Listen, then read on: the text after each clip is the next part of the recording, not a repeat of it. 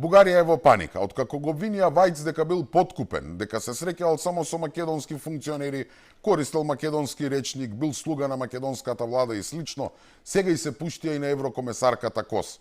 И таа според нив како Вајц зборувала со реториката на Македонија наместо со европска.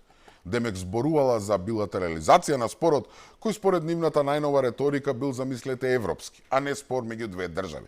Значи Македонија и Бугарија немаат спор, туку спор имаат Македонија и Европската унија. Проблемот е што може би до некаде се во право, затоа што се повикуваат на договорот од 2022 година.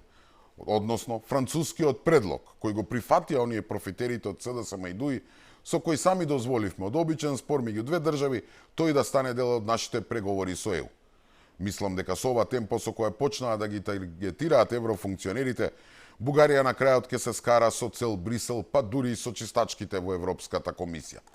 Но тоа си е нивни проблем. Тоа што за нас е важно е што со своето однесување Бугарија на цела Европа, море на целиот свет му покажува колку се апсурдни нивните уцени и барања. Дека едно обично техничко прашање, како што е извештајот на парламентот, во кој треба да се оценува владењето на правото, борбата против корупцијата, човекови права, заштита на околина и слично, се претвори во расправа за негирање на македонскиот идентитет. Па така цела Европа точно ги виде бугарските намери, а тоа е дека не станува збор за некакви европски принципи или некакви малцински права, туку дека намерата е јасна како ден.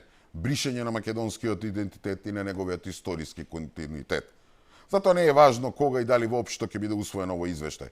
Важно е што Македонија доби една голема битка во дипломатската војна.